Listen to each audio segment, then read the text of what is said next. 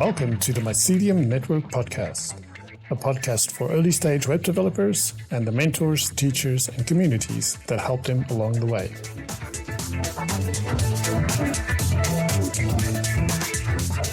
Thanks for joining us, Sharone. Welcome. Thank you. It's my pleasure to be here. We had quite a journey to make this one happen. A lot of false starts, but in the end, I'm glad we're here. Yes, likewise. This is going to be fun. So I've given a pretty broad introduction to who you are and what you do, but do you care to expand on who Sharone Zitman is and more about these topics that I've already mentioned? Yes, I love when people talk about me in the third person. It always makes me feel Sharone Zitman is. So these days, like I said, I run RTFM Please, which is I'm doing developer relations as a service, which is really fun and puts me in front of some of the most exciting developer tools and trends that are happening in the industry. And I made my way to this kind of to this place. I went rogue after doing a few consecutive roles in community and developer relations. So before this, I was head of user communities at Sneak. And before that, and that's where we met, by the way. And before that, I was head of developer relations at AppsFlyer. And I got to those roles because I had built the open source developer community around a tool called Cloudify, which was a cloud orchestration tool. And when I finished my role there as VP marketing after 7+ years, I had realized that the thing I enjoyed most was building these developer communities and fostering kind of the collaboration and peer sharing and all the things that are so important when it comes to really adopting, developer tools and stacks and everything else to make people succeed. So it's been fun. Yeah, that's super cool. And I'm glad that when you mentioned like all the great developer tools and stuff that you get in front of because of your role on RTFM, that is kind of perfect for what we're talking about. Because I think that is one of the areas that has improved so much since I used to, when I started. But with that said, I do think it's something that developers aren't exactly sure how to use when they just get started. They're not entirely aware of all the tooling that's out there that can help them get up to speed faster and debug problems faster when they do run into issues. Are there any tools that you've come across in the recent, year or so that you found is like particularly good to bring to the attention of people, or tools that you generally find are really good to help you in the developer journey? Yeah. So first and foremost, I'm a big fan of the tools that make things easy and provide a lot of context and have a very low barrier of entry to adoption. And that's why the majority of the companies that I work with are PLG companies, product-led growth companies, where they're focused on the developer experience and the mean time to hello world and making sure that that's a really frictionless process and a well-documented process and making it very, very easy for even those that are not very familiar with the domain or the discipline to adopt the tooling. So a lot of the things that I'm seeing is everything kind of moving as code. We all know about like kind of shift left and the shift left manifesto, and it started with quality and moved on to infrastructure as code. And now I'm seeing things like product as code and security as code. And so what's very interesting about all of this is that if before these were kind of walled gardens that were outside of the development process and developers didn't really have access to how these processes work and how they natively fit into their workflows. Today, a lot of those barriers are being broken down because it's clear that all of these processes need to start almost as early as the first line of code. So one of the companies that I work with, JIT, for example, is not only building a security as code platform where, they help you build, security plans as code that focus on the code and the infrastructure and the runtime and the container scanning, all the things that really comprise a real development kind of environment and workflow today. They don't assume context, right? It's like assume zero knowledge. So if we take a look at this Mycelium network that is really, really awesome and helping kind of, early and junior engineers kind of find the tooling and find their ground and find their feet. One of the things that is I guess most daunting in the security world, for example, is that barrier to entry, that lack of knowledge, that domain expertise. And one of the things that they're trying to bridge the gap is by enabling commonly accepted best practices and plans and checklists, and even the like industry level ones like SOC 2 and compliance standards through like AppSec programs that are like kind of in consensus as commonly accepted, good practices when securing software, or OWASP top 10, which is widely accepted, and baking this into the product from the ground floor for developers who want to secure their product but don't necessarily have security expertise, to be able to do that from the first line of code based on someone who has done the research, who has curated the knowledge and made it very, very easy for a young developer to consume. So that's like just in the context of security, but I'm seeing this from the product perspective as well. Lifecycle are trying to break down the silos between development, product, UX, UI, and bring everyone into the same platform, like in a single contained collaborative like environment. And I'm seeing also developer experience coming to the center. And when we talk about developer experience, it's not like a buzzword.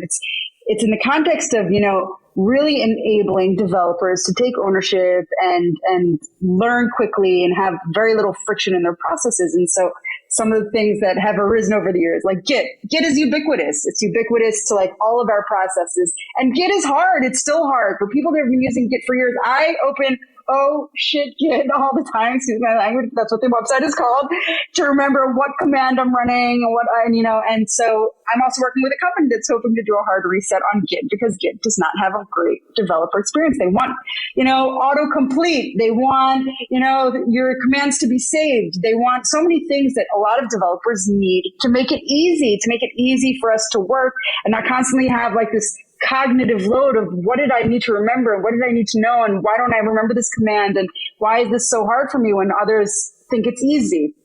So that's what I'm really liking in the trends around developer tools. Yeah, no, for sure. I totally agree, because I oftentimes I find myself feeling kind of like I am I'm blanking on the word now, but basically what I'm trying to get at is you tell people when they get into code that it's not about the code. The code more often than not is the easy part. It's the problem solving thing. So if you're getting into the coding, into the software industry, don't think about what kind of. It's important to know what tools you like and to learn them well. Of course, it's like with anything, carpentry, anything. You want to know the tools to use, the best tool for the project at hand, and be good with your tools. But the real clincher for a software industry is the ability to problem solve, the ability to take a complex problem, break it down into smaller bits, and then define actionable items that you can address. Then you start designing, then you start writing the code. And the harder part is more often than not actually solving the problem, being able to cognizantly understand what the problem is and having an idea of how you can solve this. So we talk a lot about that.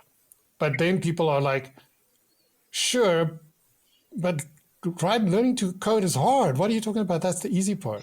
And it's because I think this stuff that you've touched on now is the missing link between those two things, is that the tools also around the coding, like Git, for example, oftentimes aren't as easy as we'd like to think they are. Maybe it's because we've been using it for a long time and we forget about how we struggle. Or we've gotten into a routine with a set of tools that we are so comfortable with that it's almost like breathing. So for us, focusing on the problem-solving part is really the hard part and the interesting part, and writing the code is the easier. But you often have to shift your modality, shift your thinking back to, but what if I was just starting and I was presented with a problem? My mind immediately is going to go to, oh, goodness gracious, how do I get this thing online? Like I did a live stream the other day where I was talking about atomic design principles, because I found that a lot of new engineers building websites have this massive CSS file because they don't understand the concept of breaking it down into components. And they even don't know that you can import one CSS file into another one. So even though, and back in the day, this is something we used to say, right? You have one CSS file that you serve because of performance, but with HTTP2, that isn't that big of a deal anymore, right? You can potentially have 10 CSS files and it should still be okay. But I mean, and you have build tools these days that allow you to work in a way that is productive by breaking your stuff up into smaller components and then have a build step to combine that into 1 or 2 or 3 CSS files that's then served to the end user. People don't know this. So they end up with this big CSS file. It gets hard to maintain. And again, this is not knowing your tools well enough. So that's where the missing link is. But what I found is when I talk to these people about it, it's like a revelation to them. It's like, oh, that's how you manage to like keep your head about you when you're just creating a simple website. So I think the tooling is there, and I think the developer relations aspect is also something that needs to be improved upon. I think oftentimes we talk to people who already know instead of talking to the people who are still really learning the thing. So it's great to know that. And I think GitHub has done a lot here, right, with Git. It's abstracted away a lot of the complexities of Git to the point where it's like a UI a website that you interact with. But you can only go so far before you have to eventually open the terminal. And that's where I think a lot of work can be done to improve it. Like, for example, the GitHub CLI, that does help a lot. But it has a learning curve itself. So, and I think that, I don't know if you want to expand on that first before I keep talking. I would like to actually touch on a couple of things that you said there. So I agree. So it's one of the things that's, as the person who runs DevOps Days Tel Aviv, one of the people on the team, and I've been doing it for 9 years. One of the concepts that I always loved from DevOps Days Tel Aviv and was like kind of an early piece, an integral piece of this conference, was what they call open spaces. And what open spaces fostered was this ability for like folks to come together around a topic that they're interested in. And there's this concept in open spaces called the law of mobility. So if it's interesting to you, you'll join this session. And if it's not, you'll move on to other sessions and you'll join, and you can be either a bee, which is the person who kind of buzzes and kind of helps like lead the session, or you can be a butterfly just listening on the wall and kind of learning and taking in the information. But why that's important, that unconference sort of format, is that people rally around a real problem that they're trying to solve or trying to figure out. And I remember in the very early days of DevOps Days, people were still talking about chat ops. How do you actually even use chat ops? How do you integrate it? How do I use it in my Slack? How do I use it in other tools? How is it actually actionable? What can I get out of it? And people actually felt comfortable in these small circles that rallied around a certain topic to ask questions about like really simple things that they would be afraid to ask. Like if somebody's doing a talk on a stage and it sounds so advanced and you're a noob and you're sitting in the crowd, you don't want to ask like, hey, how do I build my CSS files? You're not going to ask that. But if you're sitting in a little like kind of group of people that are talking about like where CSS has evolved to from then to now, and then, you're in a smaller group, a safer group, you might actually feel comfortable to ask these questions. And I feel like more conferences many times talk at you and don't necessarily kind of include you in the conversation. And then the people that are sitting in the room that have a lot of questions, they don't know necessarily how to ask them. And that's why I like to consider community not one day a year, not one conference a year, not one event a year, where you can have a place that kind of fosters a conversation and people can feel comfortable to ask questions and learn from their peers. And I agree. I think a lot of the time in conferences and tech conferences, they'll focus on the tech, on the technical side of things, but sometimes the culture side of things is even important. Like, what are the best practices for opening your first XYZ project? What does this look like? What's the baseline? What's the framework look like? What are and kind of bringing the more simple fundamentals and primitives in front of folks, because a lot of things are so abstracted up the stack these days that it's hard for juniors to learn what's happening under the hood. It really is. Yes, I hear that a lot. I'm good until something breaks, then I'm stuck because I don't know. I don't know how to find why it's breaking. I don't know how to fix why it's breaking. I don't even know what is breaking. Sometimes I just know that. And error messages are so esoteric half the time. You're like, this gives me zero context. I have no idea what this means. Everything's on Yes. fire, and yeah. I ran into that just yesterday. I was helping a colleague with Git, strangely enough, and but it wasn't Git that was the problem. It was the error message being produced from a build process that was the problem. It was basically saying something along the lines of cannot call. Unable to read property to lowercase from undefined. I was like, wow, that's massively specific. Okay, cool. So what can we deduce from the statement? You're trying to call a function called to lowercase. Cool, that's a web API thing, a JavaScript function that takes a string and then lowercases it. So obviously what's on the left is the thing that's undefined. So instead of saying string dot to lowercase, you're getting undefined dot to lowercase, and you can't do that because undefined doesn't have a to lowercase function. Okay, cool. What is the thing that's undefined? And that took me down a road of saying, okay, cool. At least here is a little breadcrumb that it happened in this file on this line. Thankfully, I had that to go with. So then I had to go and clone the whole thing locally to my local computer, put in some console log statements around the area where this is happening, and try and spit out as much information to me as I possibly can to find out that in the end of the day, it was a file that was missing front matter. And because it was missing the front matter, the string key it was expecting was undefined, and it was trying to call to lowercase on that. So, and I was like, what would have been super cool is if it said, unable to call to lowercase on undefined because of missing front matter key in this file.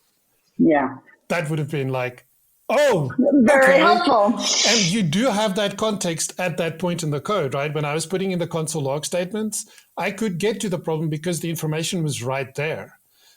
I could log it out to myself and say, give me the path you're reading, give me the front matter keys you're trying to read so that I can see which thing is undefined. So all the information is there, but it wasn't exposed to the user of the API. And I think that is where a lot of people, new people also, they hear like, everything is an API. You need to use APIs from day one because that's how everything is done. And they try to use an API, and then the API gives them this like non-deterministic error message. And they're like, okay, something's broken. I don't even know what's broken. And I don't know where. And they throw up their hands and they think, then you do the thing that humans do, is you criticize yourself instead of saying maybe the documentation is badly written. Maybe the API isn't well. They didn't think about the user. They thought just, I know what's going wrong, so everybody should know. And you, instead of doing that, you're criticizing yourself and saying, I think I'm just too stupid for tech. And it's like, no, you're not. You're not. Don't go there. Don't go there. Yeah, that's it. I see that. I mean, tech has such a high barrier to entry because developer experience is only something that's happening now, right? Yeah. Previously, you would have all of these, I don't know, like exceptionally talented people building tech, but it wasn't at the center of developer experience. The person who's actually using the product eventually and how they actually get it to, how to ramp up, how to integrate it into environments. Like I remember years ago when I was still building the Cloudify tool, like when I was still building that developer experience there, and it was doing developer relations and developer experience and product-led growth and all of these things that didn't have a name or a methodology, 7 years ago. But it was clear to me that when I want people to use my product, I want them to have a great experience, and I want them to understand. And I remember just fostering the mindset of, no, the product is not ready if the documentation is not ready. Like I would say this to like the developers, and they'd be like, no, I shipped the feature. I'm done. I'm like, you're not done until you document it. And then you get documentation. It's half the time it's kind of in the middle of a thought, right? Because the developer created this feature. So they know everything, all of the prerequisites that come before actually getting to this point. And that's all of the stuff. Those sorts of gaps were the things that I helped this team overcome and understand. And I said to them, okay, you built this feature and you have this whole environment set up and you have all of this stack that you know what it is in order to get to this point. Nobody else has that information. Even if that information exists earlier in the documentation, reference it. Prerequisites in order to run this new feature are having this set up, read it here, whatever it is, reminding you to set up your environment like this, or, you know what I mean? Whatever it is, having these webhooks in place, but you can't just start in the middle of the story and expect somebody to know how to work with your product, tool, feature, or whatever it is. And that's something that's only now like kind of coming to the center stage with the maturity of developer relations and developer advocacy and developer experience being such a critical piece in dev tooling. And that's exciting. It's an exciting place to be. But I think that there are still tools that, you know, exist in our stack that are very mature and that, you know, weren't born into like a cloud native and kind of world that we're in right now, that still have gaps in that area.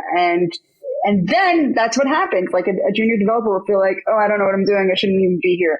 And that's not the truth. The truth is that historically this just wasn't a focus. And now it's getting more attention, and that's a great thing. And it's a great trend, but we need to do the work to bring our existing tooling up to speed.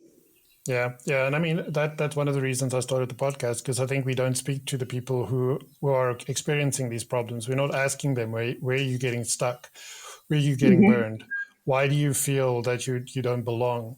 And not all of that is tech. Like some of technical, some of that is community. Some of that is fostering a welcoming community for people that they feel comfortable in to ask those questions. Like you said, you sit at a conference, it feels like people are talking at you, and you're too scared to ask a question because you think the whole room's going to say, you don't know how to make CSS into separate files? Wow.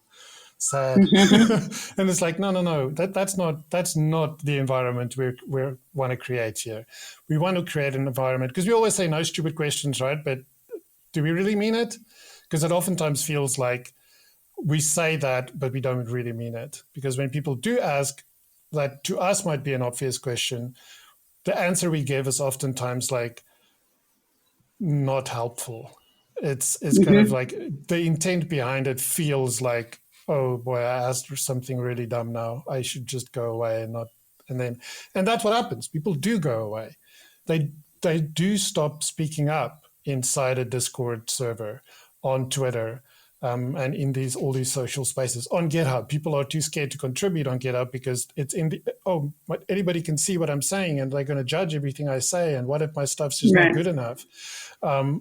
We should change the thinking around this. We should change how we communicate this to people, because opening a pull request and having it close is not the end of the world. It is sometimes the thing you proposed was just not the right thing at the right time. And it's probably not your fault. It's probably because you did not understand the problem because it wasn't documented well enough. You thought you found a problem that was actually intended in the way it is, but it wasn't communicated well to you. I ran into this 2 weeks ago, where I opened a pull request and somebody was like, no, that's as intended. I was like, well, that's not super obvious, because for me, I was new to your API or to your library, and using it in this way, you didn't tell me how to import the thing into my node file. It was nowhere. I had to figure it out on my own. And so that's why I opened the pull request, because I thought other people will probably run into the same situation. Oh, no, that's as intended. It's like, can you explain why that's as intended? Because I love those types of answers. That's like, okay, that's by design. Okay, well, can we unpack that? Would you consider changing the design maybe a little bit, as it's non-obvious? Because we love our code. Our code is the best and most beautiful and most perfect. That's a very good topic there. I don't know if we want to expand on that, but I think that is. Do we have time for that? That's it's a problem. And so I completely agree. I actually did want to touch on something that you had mentioned. Give me a second. I have to think about it. There was something good that you had talked about. In all of that, there was a lot of good. There was a lot of gold. I lost it, but we'll come back to it. But cool. I completely agree. Cool. Yeah, one of the things that I think, and I think we touched on a lot of topics. And so for somebody new let's take a specific area. Let's take web development. What do you think are the important things for people to know when they get started? If you had to, if somebody came to you and said, Sharone, I'm doing X and I want to get into web development, where would you send them? What would you tell them?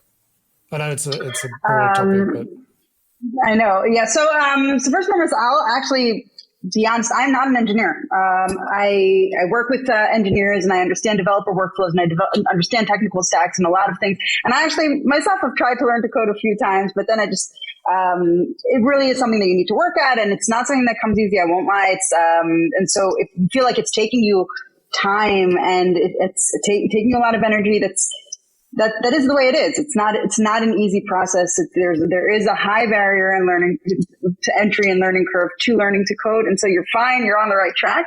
There are a lot of really great communities that help and foster and support engineers. And like, for example, Sharone Zitman's Code Newbies community, where it's like a safe place for junior engineers to ask questions. There's a lot of good content and resources out there, but there are really a lot of good communities. Blanking on the community that I really love, that I started to learn to code from.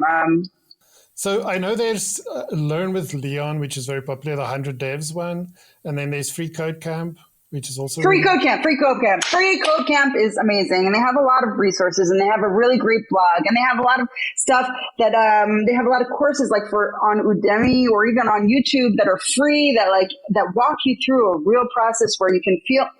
A lot of the times the code is oftentimes decoupled from an end goal, and then you don't essentially understand how it applies. How does it apply in the real world? What is it doing? So a lot of the things that I've discovered is building a really small and lean app helps you have like kind of an end goal and a place that you want to get to. Like card shuffling apps or things that like eventually you learn what this code, what I'm writing here, looks like in a final product, and why it's important, why all of these steps are important to get to an end place is really important to kind of completing that journey.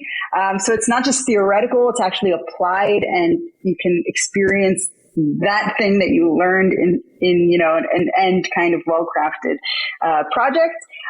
So that's something that I've like is highly recommended. So if you're starting to learn to code and you're going through like these lessons, try and find something lean and small. And I really, in the context of DevOps, again, that's the role that I'm like kind of really active in, but there's the concept of Kaizen, like the small wins in aggregate eventually translate to big gains. That comes from the Japanese supply chain kind of mindset. And I really believe in that as well. So every time you have like a small win, celebrate it and kind of see what you've learned. And then eventually you'll find that all of those like small wins in aggregate, you'll find that you made a lot of progress, and that you know a lot more than you think that you do, and you've made, you've achieved quite a bit. So I think that's also important.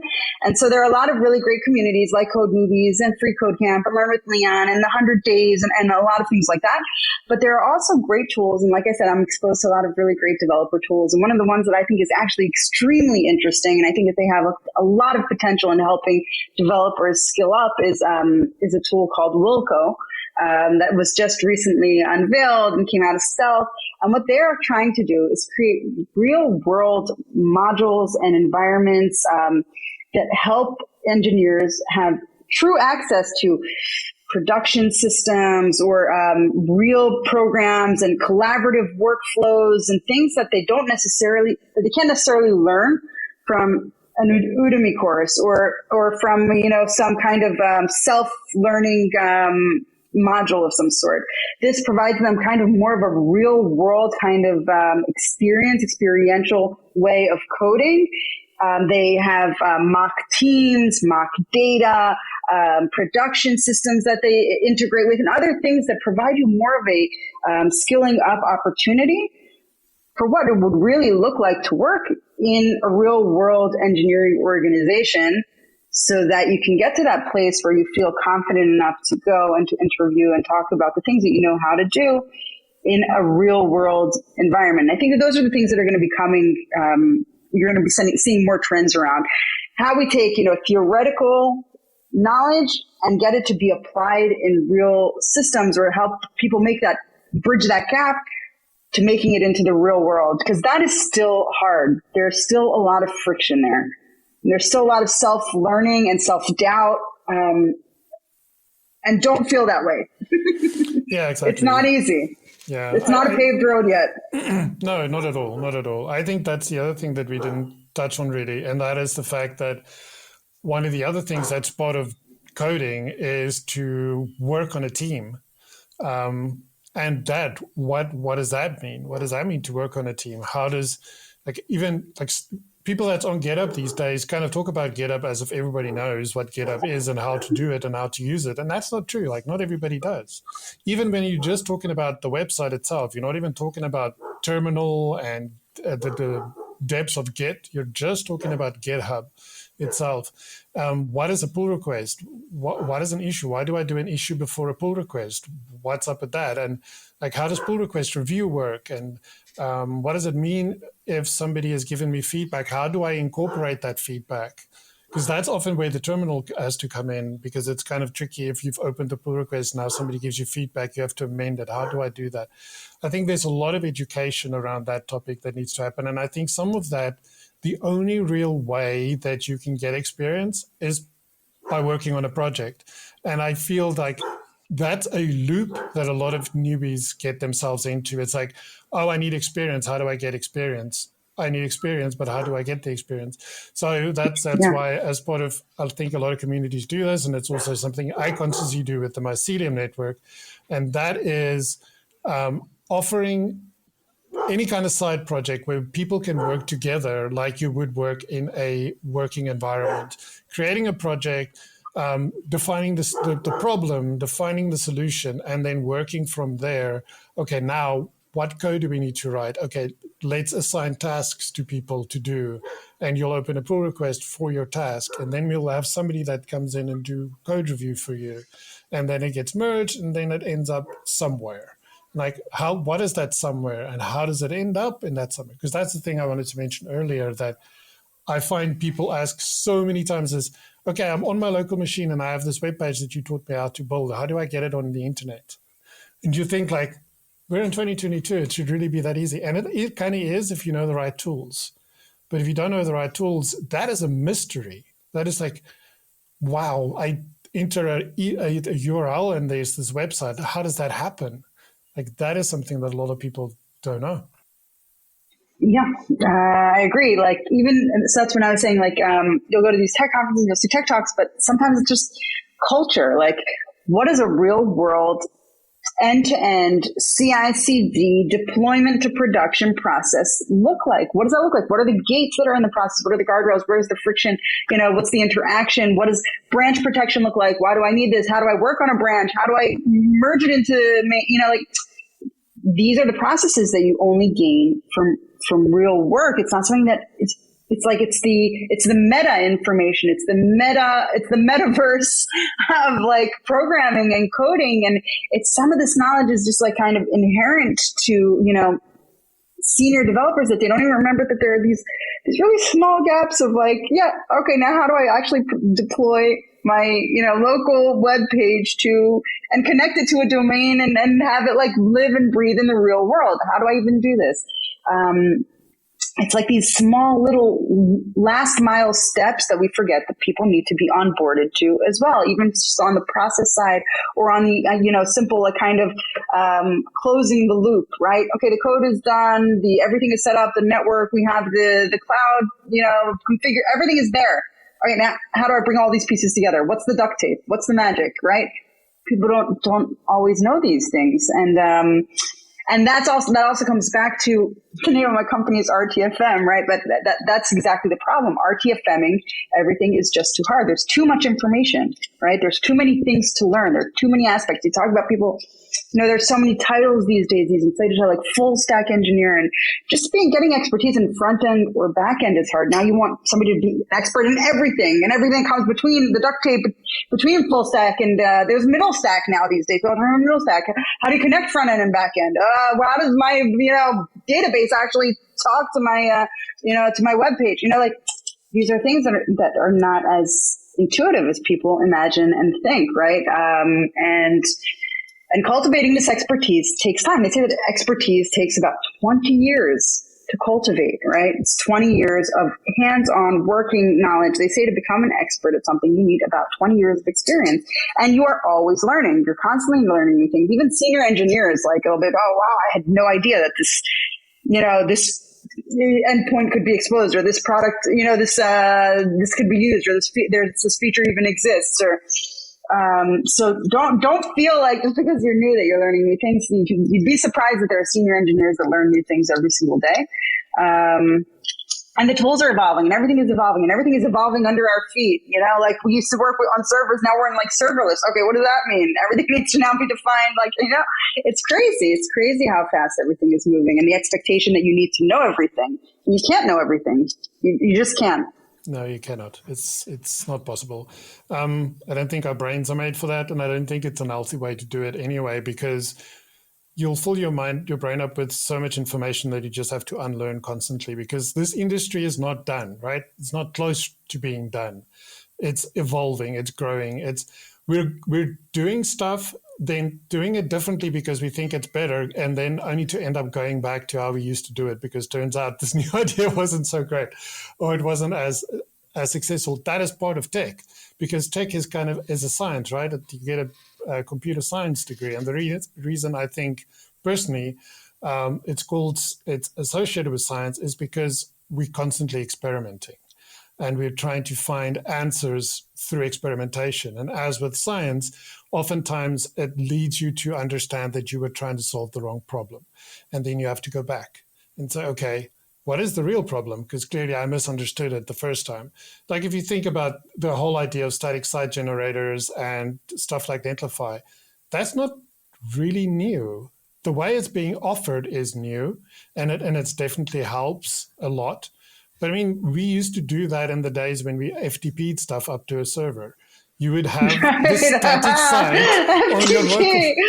You have the static site on your local machine. You had dial-up internet, and you had like a dial-up internet, and it's like, and it takes like 2 hours. Your FTP is just like copying files, and in the meantime, somebody updated the file, and it's like you have to restart. Oh, you got to restart. And see, I remember those days too. I remember that. Those were the days. But yeah, so it's true. Like the cloud, or like high speed internet, and all these things made all these processes faster. But not many of them have actually even evolved or changed that much. They've just looked different because so now my files are hosted, great, and I have access to them very, very easily because of the internet or because of the cloud or because of what. But like kind of the methodology, the framework, yeah, it's very similar. And I think that kind of similarity helps in that it helps lower the barrier of entry because it's familiar, right? They say like kind of, even when you talk about like even web experience, right? A lot of the web pages look the same because people have like this tendency to scroll in a very specific way, and they expect like the menu to be here, and they expect the image to be here, and the more familiar it is to them, the easier it is for them to adopt, right? And that's why Android was a clone of iPhone, and a bunch of examples like that. But yeah, so I agree. I think that a lot of the things that we try to change and evolve and make completely different and do a hard reset on, and then we discovered, okay, maybe the older practices were the right ones, but they just need to be introduced into the new world, or have, better, experience, or better, interfacing, or better support, or backup, or a cloud, or, and be hosted and easily collaborated upon. And so I think the world is moving to the right place in terms of how we work together. I think COVID has taught us a lot about that how to work in distributed, remote, collaborative operations. And I think a lot of the dev tooling being introduced puts an emphasis on that, and how you collaborate better, how you communicate better, embedding like kind of communication into tools, commenting, context, and a lot of things. And I'm hoping that that's going to be kind of a continuation and just going to get better from there. I really do think Netlify took a well-known concept and they just implemented it better. And sometimes that's the right thing to do. Mm-hmm. Mm-hmm. No, for sure. I take nothing away from Netlify. I absolutely love what they do. I love their product. I use it literally every day. And they do a lot to educate people around how to use their tools, because I think that's what's also sometimes missing is people create a great tool, but that they know how to use. And some of it's obvious, but some of it's not. And I think a lot of questions people new to the industry have is, when do I need to start caring about X? When do I need to start understanding Y? And I think that is something I feel is definitely missing, is a pathway to follow. And I think one of the reasons why there aren't very many of those is because it's really hard, right, in tech, because it's so diverse. Because like you said, there's all these roles, like front of the front end, middle, back end, full stack. It's like, okay, cool. So first, maybe I need to pick one of those. Do I? It's like, no, not really. What am I? Who am I? Yeah, it kind of helps if you have have identity crises. Exactly. So it's hard, and I think that's part of the reason why there isn't pathways, because it's hard to define a clear pathway. But again, like what Netlify has done, something old, made it new. And better, I think we need to incrementally improve that as well. I think one of the other things where it's like, where there's a lot of work needed is testing. Like even me, as a person who's been coding for quite a long time, how many of my projects really have good testing? Not a lot, because it still doesn't feel like it fits into my workflow.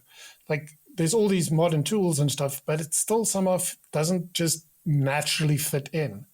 It's still an afterthought. And as soon as it becomes an afterthought, you forget about it because other things take priority. And you always say, I'll still add testing. I'll still add testing, but you end up never doing it. I mean, I work with some clients that have really big projects with little to no testing, because it's not easy. It's not baked into my workflow. So I'm going to not do it because I need to land this feature or I need to fix this bug. And yeah, sure, if we had testing, we would have found it earlier. Maybe we would have been able to fix it quicker. But because it doesn't fit into my workflow, it's just never getting done. Yeah. Exactly. And that's the kind of thing that I even opened with. Like, that's how oftentimes people thought about like things like security as well. And so I'm happy to see like kind of that undergoing a revolution as well. And I think testing also needs to find its way, have a more native and smooth transition into development processes, maybe automate the things that are obvious, but, obviously like a lot of the things around testing automation makes it feel like provides too many same way as security, false positives, things that aren't relevant, and it can never really be a replacement for a human or manual intervention. Then we're like, oh, we hate testing. This sucks. It's bad. It's too much friction, and I hate it. So it probably also needs to undergo an evolution that makes it a lot more natively integrated into processes, because quality is important, and not even just from the security side, which is like bugs and things like that that it can expose user experience. You want people using your product and enjoying your product and thinking it works well, and those are things that are critical as well. So it's strategic, it's business critical. So we have to think about how we bring that to the forefront as well. And there's so many areas that need to undergo this evolution, and I think they will. I think a lot of that is coming kind of to the front. Developers are the new decision makers, and also with the growth and scale and size of everything that's happening. There is a skill shortage. There's a gap, and we need to be able to onboard our engineers quickly. We need them understanding our tooling rapidly. We need them to bring value rapidly, and all of that can only happen when we simplify our tools. We make them easier to adopt and learn and integrate well into well-known processes. And everything needs to undergo that. Everything. Yeah, that's very true. Yeah, this has been great. I think I have two final things before we wrap up. The first one is, with all of this, like so many things going on, so many areas that need improvement, so much to learn, how do you stay motivated? I find it exciting, to be honest. I think it's very, very interesting to see all this happening, and to have the opportunity, the privilege to see where we were and where we've gotten to.